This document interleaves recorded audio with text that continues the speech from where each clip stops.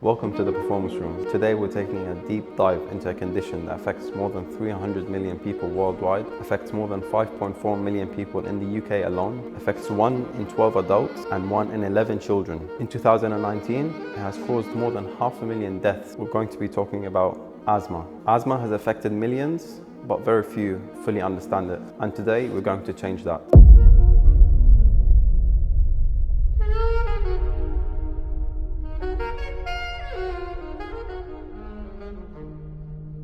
Omar, welcome to the Performance Room. My pleasure. Thanks for having me. The amount of knowledge that we have about asthma, the etiology of the disease, how it's diagnosed, how it's treated, has completely transformed the way and our knowledge of this disease. So I would say asthmatic patients living nowadays are much luckier compared to asthma patients 10, 15 years back. Amazing. And since you have mentioned 10, 15 years back, I want to go a lot more than 10, 15 years back. Can you take me back to when asthma was discovered? Right, so asthma was featured in the medical books like way in the past. Like I'll take you back in the history, like I'm talking now centuries. So can you imagine at one time, asthma patients were believed to be possessed by evil spirits? Are you being serious? Very serious. Wow. So asthma was featured back in the ancient Egyptians, in the Greeks. So it's not until the beginning of 18th century where we started to know and unfold the secrets of asthma, how it's been diagnosed, what's the causes of asthma, and a clear description of the disease itself started to come and to become featured in the medical books in the late 18th centuries, beginning of 19th century. And why did people think of asthma as a condition that possesses people? What's the reason? Well, simply because the asthma patients, usually their symptoms aggravate in the night. It can wake somebody from sleep. The facial expression of the asthma patients trying to catch up the breath, it can lead to the thought that some patients are really possessed by spiritual or evil spirits. That's interesting, actually, very interesting. How about after many studies and researches have been done around asthma, what is asthma today? Well, asthma in very simple terms is tightening of the airways in the lung, features by also inflammation of the airways. So you have an element of allergy, there's an element of inflammation, and there's also an element of tightening of the airways in the lung. And for someone that has never had asthma, but knows someone that has asthma in the audience, what does it feel to have asthma? How does it feel? So in very simple terms, if you imagine yourself trying to suck on a very narrow straw, and you are not even able to suck on this straw, this is how asthma patients literally feel. Chest tightness, limitation in the daily activities, and when I say daily activities, simple walk sometime, climbing up the stairs can be also limiting factor for them. Obviously not mentioning also engaging in the sports, running, football. So all these asthma patients will be deprived from really enjoying in their life. One special character of the asthma, and we usually use this character to diagnose asthma and to differentiate it from other constructive diseases, and maybe we can also touch on other similar constructive diseases, because asthma is not the only constructive disease that affect human or the young or the lungs. It could be asthma, it could be COPD for short, or chronic obstructive pulmonary disease. It could be emphysema. There's many conditions that affect our ability to breathe in, breathe out. What is special about asthma, it's a very variable disease. What I mean about this, it can be very mild to the degree that you cannot even know whether the person in front of you is asthmatic, to the extent that the asthma is very limiting to the patient. He cannot do literally any exercises, or he can be bedridden most of the time.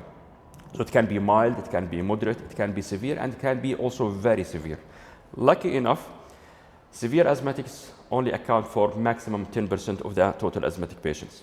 You've mentioned a lot about the difficulty of breathing. How or when does someone know that they have got asthma? Well, usually in majority of cases, asthma patients developed in the young age. So when the patient started to develop his lung and started to go out of the house, being exposed to some allergens, which is not commonly available in the environment he or she as a child was brought in.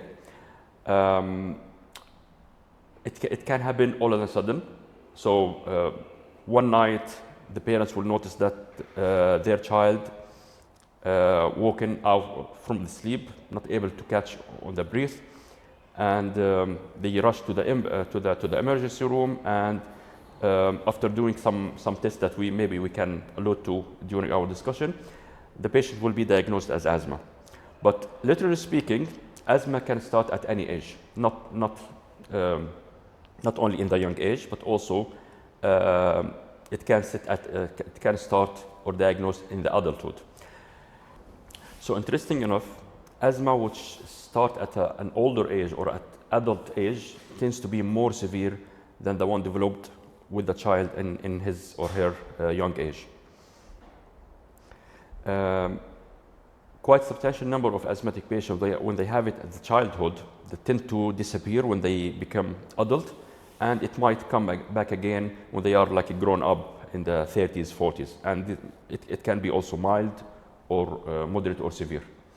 That's very interesting, because I was reading an article the other day and it mentioned something along the lines of asthma being asymptomatic. So can you have asthma but not know that you've got it, or not being officially diagnosed with asthma? Right, so this is a very good question. As I said, it's a variable disease, and it tends to vary between season to season. And maybe it's good to discuss now the causes of asthma, or what to trigger the asthma symptoms to alleviate it. So it can be triggered by exposed to certain allergens, but the nature of asthma, as defined in the medical book, it is an inflammatory disorder. What I mean by inflammatory disorders, there's an element of like inflammatory cells developed in the lung, in the alveoli of the lung, and this causes extensive secretion of the mucus, and this what cause the breath difficulty of the asthmatic patients. Okay. So you mentioned about adults getting asthma as well. Mm-hmm. Are there any signs or symptoms, or how do I know I'm an adult, and how do I know if I could be possibly developing asthma? So asthma is like it will expose itself as a very distinctive symptoms. So as I said, shortness of the breath, especially when it happens in the night. And we do have a special method to diagnose asthma and make sure that we are like, there's a differential diagnosis where you can exclude other constructive disease in the lung. But one of the methods to diagnose a patient with asthma is to inject the patient with certain allergens and see how he or she react to that agent. So if that patient or that person got really strong constructive after that medication, this is a good sign that that person might have asthma or already developing an asthma. And because it's a variable disease, with a certain kind of medications, which we call it bronchodilators, you can relieve the symptoms of asthma. So if you like, we can also touch upon what are different types of medications that we treat asthma with, and what is some of the myths and facts about using those medications. Mm-hmm. So very commonly used is the buffer, or the blue, we call it the blue inhaler, which is basically usually contains a substance called beta-2 agonist or beta-2 antagonist. So these inhalers functioning only to remove the symptoms. So what it does, it largens the alveoli of the lung, and so that you can breathe easily. But it doesn't treat the underlying cause of the asthma, which is, as we said, it's the inflammation. The inflammation, we need to treat it with other medications. For example, to use steroids. In the past, and that's why also I'm saying that asthma patients nowadays are much lucky to have different options to treat their asthma and symptoms compared to 20 or 30 years back. Back in the days, we used to have only bronchodilators, and often given orally. And when you give this medication orally, it's very effective, but also it has many side effects, including palpitation, increasing in the heart rates, and obviously it will be also a short acting. Now, our understanding of the route of administration and the studies that we conducted on the patients led to the discovery of different devices that we use to deliver the medication to the right side of the inflammation, which we call the inhalers medications. Obviously, there is a different kind of medications. We do have like what we call buffer, which commonly used in the like language as a buffer, but the scientific name of that inhaler are pressurized meter dose inhaler.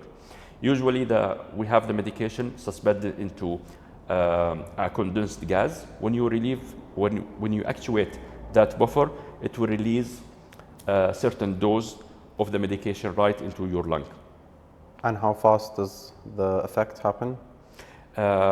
So it depends on the medication. If we are talking about the beta-2 agonist, the bronchodilators, usually effect can start from 1 to 3 minutes. And we do have short acting and long acting.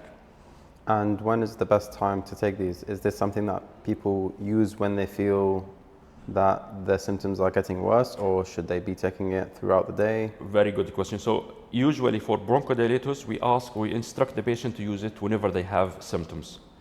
So we call it PRN in medical term, or as needed. So whenever you feel that you are developing some shortness of breath, go to your buffer or your bronchodilator and take prescribed number of puffs that been prescribed for you by your physician. There's also limitation not to use it excessively, because it also has some side effect and it can mask your inflammation. The actual treatment of asthma should be focused on relieving the inflammation. As we said, the underlying cause of the asthma is the inflammation. And the way we treat asthma is we subsidize the inflammation by using steroids. Now, the newly developed combination medication, or combined this treatment of inhalers, we combined 2 drugs or sometimes 3 drugs into one inhaler to make sure that the patient is not excessively using the bronchodilator on the expense of using the preventer, or the one that treats the inflammation. We've mentioned the fact that in the UK alone, there's more than 5.4 million people affected with asthma. Mm-hmm. Is there something particular about the UK that triggers asthma? And what's the difference between different countries and asthma? What's the link? The prevalence of asthma in UK, it might be attributed to the fact that we have a good system to diagnose asthma. In other words, we might have a lower prevalence of asthma in some other countries, developed countries, but the fact that they don't have higher prevalence of asthma can be attributed to the fact that they don't have enough screening or diagnosis tools to discover how many of their population they have asthma. So if you are asking me about whether this is linked to the weather in UK, it could be. As I said, asthma can be triggered by different reasons. And one asthmatic patient can be triggered by one allergens, and some other patient can be triggered completely by different allergens. We will discover that only by chance. For parents that have discovered that their children are diagnosed with asthma, what should they be worried or focused on? Should they avoid certain foods or avoid exposure to certain sports? What should they be worried about? Thank you for asking this question, because this is very important for the parents to understand. As I said, asthma patient can live a normal life, And you will be surprised to know that there are some Olympic athletes, they are competing in the Olympics, and they are asthmatics. Wow. So as far as you are taking care of your asthma, you are in control of your asthma, the asthma is not in control of you, you will live a normal life. So most important, or the number one step to start with the treatment plan is to avoid exposure to the triggers. What I mean of the triggers, as I said, asthma can be triggered by different things. It can be triggered by emotion, it can be triggered by excessive stress, it can be triggered by allergens available in our environment. One thing is very common here in UK is having a pet in the house, especially if you are having a cat or a dog. The fur that on the cat or the dog can carry what we call a small insect, which is called house dust mite. So the waste of this dust mite is very much linked to triggering of asthma. Likewise, houses which is less ventilated, having a thick carpeting or rugs, tend to be more, the patients, asthmatic patients were more susceptible to trigger their asthma medication. So number one is to know yourself, to know the patients, what to trigger him or her, and try to avoid those allergens. Many patients get improved substantially by removing certain flowers from the garden, or getting rid of the pet. Unfortunately, that's something that an asthma patient has to understand. But sticking to the guidance of your doctor and following your medication, the action plan that has been put for you by your doctor will help you avoid any limitation in your life, and you can compete in Olympic and you can live a normal life completely free of symptoms. Wow, so you can go from being very, very severe to asthma, not being able to move, to being able to going to someone that can compete on an Olympic level? Exactly. Wow. You just mentioned now about emotion triggering asthma. That's very, very interesting because it's not a physical factor. So how can emotion make your asthma worse? Well, we don't know exactly how's that linked, but it has been found that patients of asthma, when they get too emotional or exercise a lot of stress, their asthma can be triggered. Obviously, these are very complex immunology triggered factors within our body that triggers the inflammation within our lungs.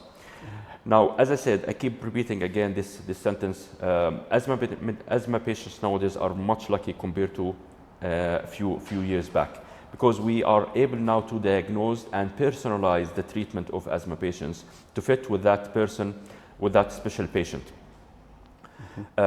Speaking about inflammation, we have been able to identify certain inflammatory mediators and certain inflammatory cells available in the lung. And if the patient is having a high count of these inflammatory cells, we know that those patients will benefit from a new medication. We call them biologics. So biologics are kind of an injectable. We spoke about inhaler before. Now I'm referring to some high-end, especially for very severe asthma patients that might need to take injectables once every 2 weeks, or once every a month, or some of them even once every 2 months. And they can get them almost free of symptoms, and they can live a normal life, providing they are keeping an eye on their medications and they are keeping an eye not to be exposed to certain triggers in their environment. Myth or fact? Asthma can start at any age. That's a fact, yeah. Though it's more prevalent in children, but it can start at any age. Myth or fact? Many adults and athletes can live well with asthma. That's a fact. In fact, many athletes, they are asthmatic and nobody knows, and they compete and they win. Myth or fact? Asthmatic inhalers are addictive. That's a complete myth. Myth or fact? Asthmatic preventer inhalers treat inflammation. That's a fact. Myth or fact? Frequent need to an asthmatic reliever signals your plan needs adjusting, not addiction. That's a fact. I have a fun fact here for you. I want you to give your opinion on it. Some of the most decorated Olympians have asthma. Careful warm-ups and preventive therapy let them compete at highest level. Yeah, I completely agree. So as I said, if the patient get control of his asthma, meaning that avoiding of all the triggering factor and sticking by letter to the guidance of his physician, he or she can compete as a normal athlete. You've mentioned at the start about other conditions that also play a role in affecting the lungs and general cardiorespiratory health. Could you touch upon those? Yeah, as I said, it's not only asthma, it's even a more serious condition which we call COPD, chronic obstructive pulmonary disease, which mainly affects adults and mainly attributed to the smoking or vaping. So you mentioned smoking and vaping. Could we dive deeper into how does smoking and vaping affect your lung? Yeah, so while we discuss asthma can start at a young age and mainly due to the inflammatory element of the disease, COPD is kind of more triggered by smoking, and it usually starts at the adulthood. And with the COPD patients, the lung of the patients features remodeling, and the lung of the patient, there's a term that we usually use in the medical literature, which is called remodeling. In very simple term, there's a damage happening to the lung, and it's not treatable. So it's a progressive disease. So the patient can start with the limitation of the breathing, and as the years goes on and on, the patient can eventually have an even more serious condition and may eventually die. And by the way, COPD is the third cause for death worldwide after heart attack and diabetes. Wow. There's a 300 million patients of COPD worldwide. We've touched upon COPD and asthma today. I'm going to list you a case, and I want you to tell me if this is asthma or COPD. Okay. Asthma or COPD? Progressive and largely irreversible. That's a COPD. Asthma or COPD? Typically after the age of 40. COPD. Asthma or COPD? Symptoms fluctuate. Asthma. Asthma or COPD? Early morning trigger. That's a COPD. So how important is the correct use of inhaler in managing patients' asthmatic symptoms? In fact, it's very important. So many conditions of the asthmatic patients are deteriorated or not controlled due to the fact simply they are not using their inhaler in the correct way. So the treating physician usually has to watch the patient or practicing using the medication, using the inhaler inside the clinic before releasing him or her to be independent and use the inhaler by himself at home. And our knowledge or the technology of development inhalers has advanced quite a bit, starting from pressurized meter dose inhaler. So imagine this, the function of the inhaler is to bring the precise amount of the medicine from the inhaler or from the device down to the lung of the patient. And this can be done by different techniques. The very common one is the pressurized meter dose inhaler, which produce a mist of the drug suspended in a gas. Those inhalers are usually very difficult to use, and it requires a lot of coordination between the actuation of the device and the inhalation of the medicine by the patient. So this requires a lot of training and practicing by the patient. To make this technique much easier, other connected device was invented, which we call it spacer, can be connected to the pressurized meter dose inhaler to make it much easier for the patient to inhale the medication. So when it comes to the inhalers, the patient preference factor is very important. So some patients make it like they feel more comfortable to use pressurized meter dose inhaler, and some patients they love to use the dry powder inhaler. We as a treating physicians, we don't push certain device versus others, though we know that dry powder inhaler usually ensure that more proportion of the medicine delivered to the lung of the patient at a more simpler way. Omar, thank you so much for your time. Thank you for coming to the performance room. It's been a pleasure. My pleasure. Thank you for having me.